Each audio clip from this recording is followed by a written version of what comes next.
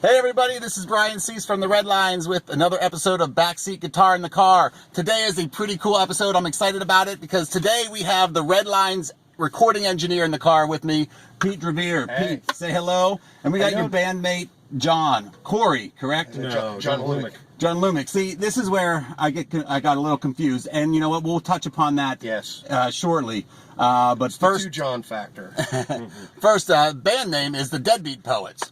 And we are parked in the loading dock of Pete's recording studio, Ampion Recorder in Youngstown.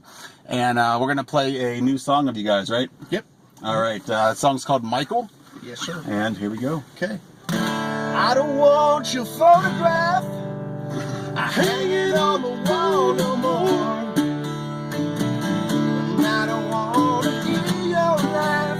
Just put your fist through the door so I'll know it's you, Michael. You always find your way back down, and I know it's you, oh Michael. You're a wasted line and a waste of time, that's for sure.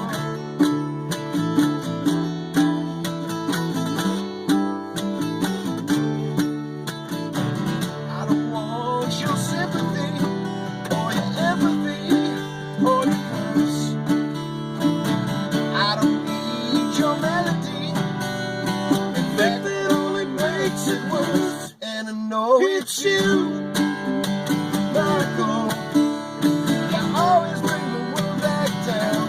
And I know it's you, oh Michael. Don't you hang around. Right side, side, you know.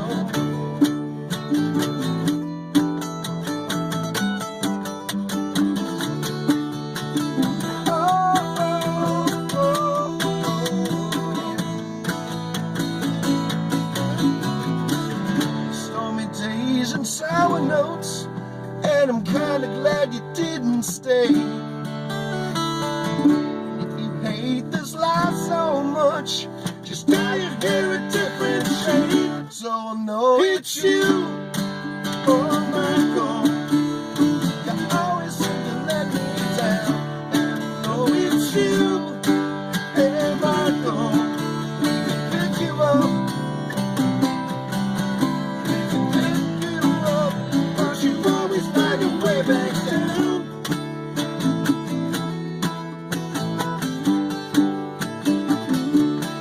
Oh, oh, Michael. Hey, hey, Michael, yeah.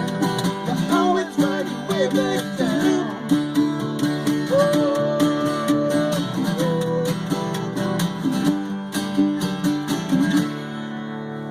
All right. You're hired. Ah, You're yes, hired. you guys need a ukulele player, huh? Yes. It'll fit right in. That's good. All right, so I guess let's start with some band member names because, like I said, I'm a little confused. Possibly for a couple different reasons, I guess. But we might have some multi-instrumental people in the band, which may be adding to the confusion. Yes. I know Frank for sure, bass, guitar, and Well, actually, but- Frank Sessage plays guitar in this band. in the band. He used to play bass. He used to play bass. Now John is playing bass, Okay, and John Corey's playing drums. okay. Which he's So, always played.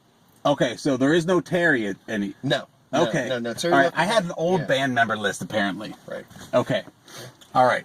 So, if you real quick, can you go down that list again and what you guys each do? Okay. John plays bass. John, last Frank name. Hlumyk. Yes. Hlumyk, okay. Yeah. Frank Sessage plays guitar. I play guitar, and John Corey plays drums. Pete Drivere. Okay. So, and you guys are recording a new album again on Pop Detective Records, Yes. which is the label that all of your albums have been on, correct?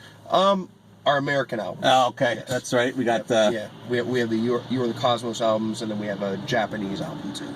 Okay. What was the? Give me a little bit about the Japanese album. That sounds interesting. That was well, the same album came out in the States on Pop Detective, but there's a Japanese label that released a version of Notes from the Underground. And that was the first one? That was the first one. Okay. Right. All right. Right.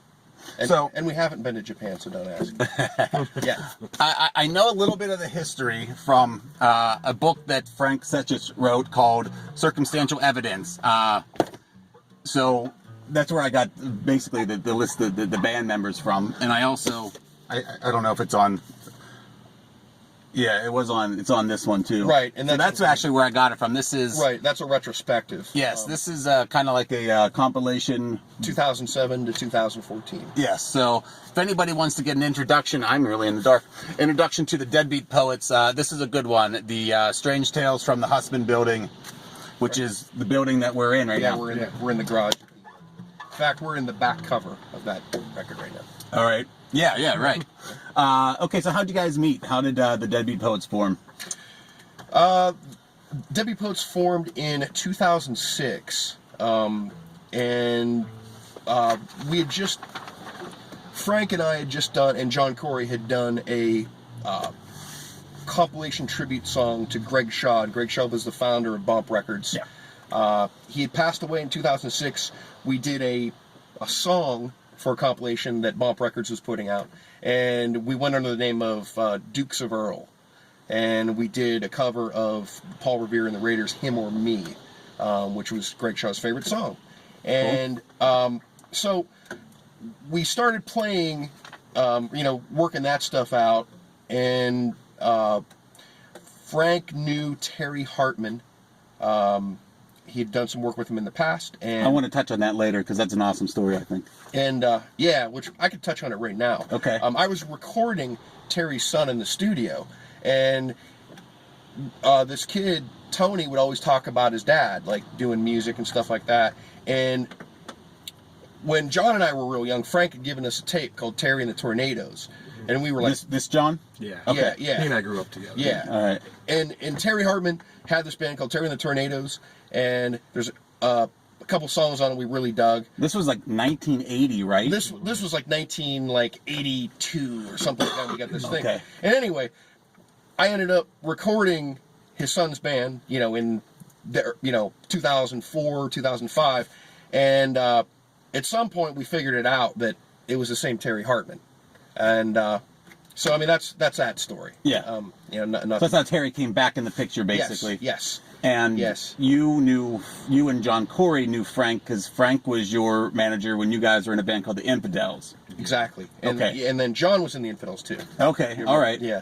So. Yeah. Okay. So basically. Now you know. Yeah. Basically, you're the guy on the right of that picture in the book. Yeah, probably. Basically, in around 2014, we asked John to come in on bass, and around that time, Terry developed some health issues and had to leave the band. Okay.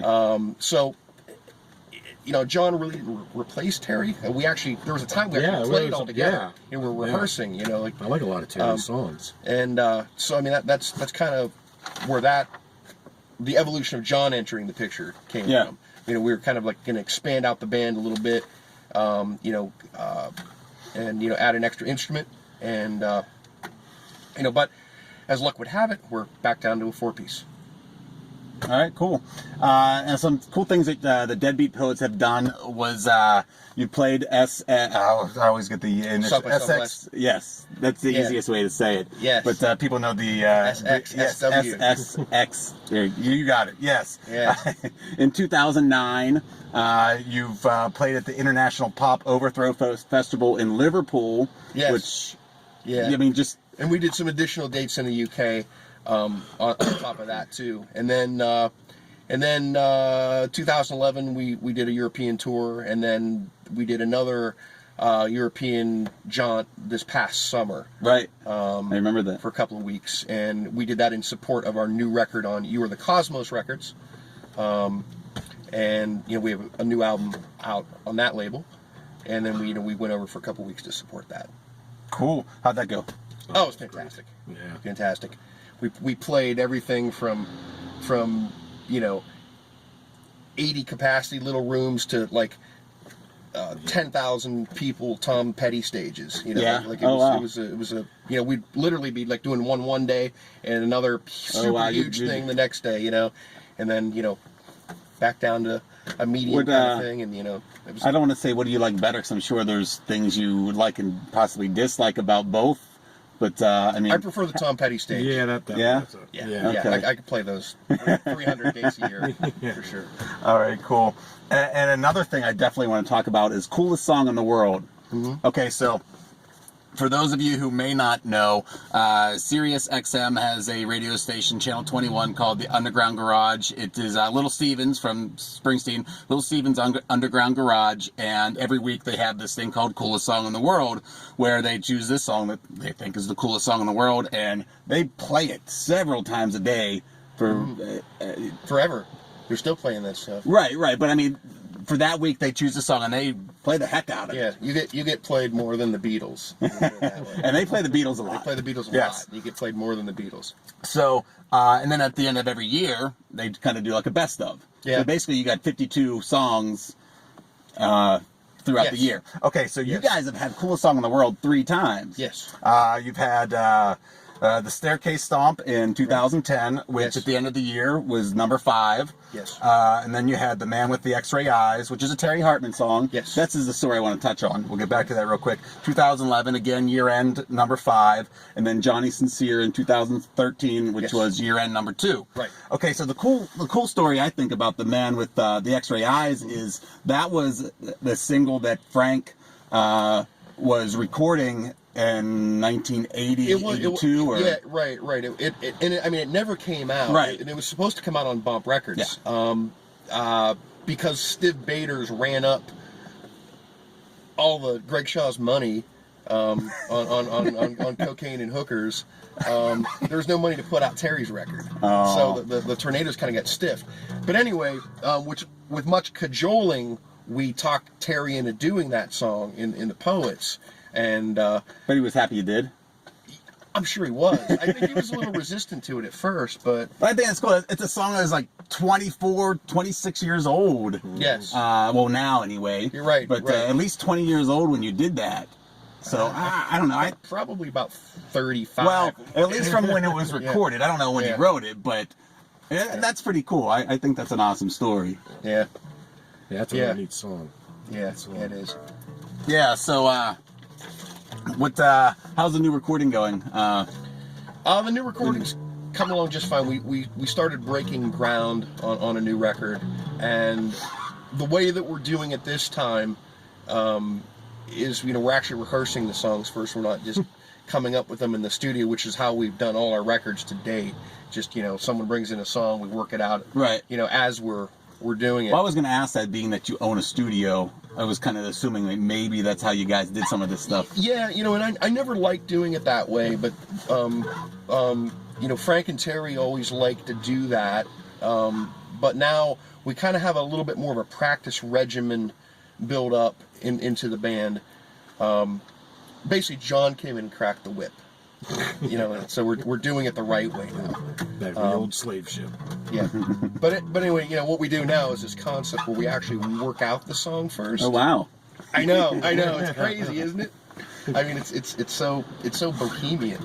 And we actually, work the song out, get everything down, then we record it. I know it's that is crazy. I know. I've never heard of that. I know, it's almost like math rock in a way. But yeah. All right, cool. Any idea when people can expect that? If you want to go out, I know sometimes when I first get into a band, I always like to start with the newest album, and then I go buy the first album. Well, it may not be out for a year. Okay. But I mean, there's like. So in the meantime, guys, you got to do There's like this 7 or 8 Deadbeat Poets releases out there. So I mean, you have plenty to chew through. Yes. And this is a good one. This is takes a lot of them from. All of them, or I should say songs from a lot of them. I don't know if it's all of them, to be honest. It's the best of. But you got all 3 coolest songs in the world on this one. You do. So you should check this one out. First, you can check out the Pop Detective website and get them all there. I did notice if you like vinyl, they do have a deal where you buy. I wrote it down. What was it? Oh, but not on this piece of paper, apparently. You buy something, you get something for free. Well, yeah, there's a one album in particular where you buy the vinyl and you get the CD with it, like $28. Right. So I think I'll be doing that one soon. Yeah. So I can have some Deadbeat Poets on vinyl. Nice. I think that'd be Nice. cool. So, you got the Deadbeat Poets, Strange Tales from the Hussman Building, and if anybody is into cool rock history and you want to get something from a regional rock and roll dude, you should check out Frank's book. Frank's book. It is available on the Get Hip. Everyone in Western Pennsylvania should own Frank's book. You should, because Yes. I had no idea. There is some really awesome stories in Yes. here. And Frank, I mean, I could probably fill several pages worth of just cool people he's met and hung out with. And it's really entertaining, and you should check it out. So I think that's about it. I know you guys got a gig to get ready for, and Pete, you're double duty tonight, which will probably sometimes feel like triple duty. Yes. So I'm gonna let you guys go. But once again, Brian Seese from the Redlines here with the Deadbeat Poets. Thank you guys very much for coming into the car, cramming yourselves in here, and taking time out of your busy day. All right, see you guys later.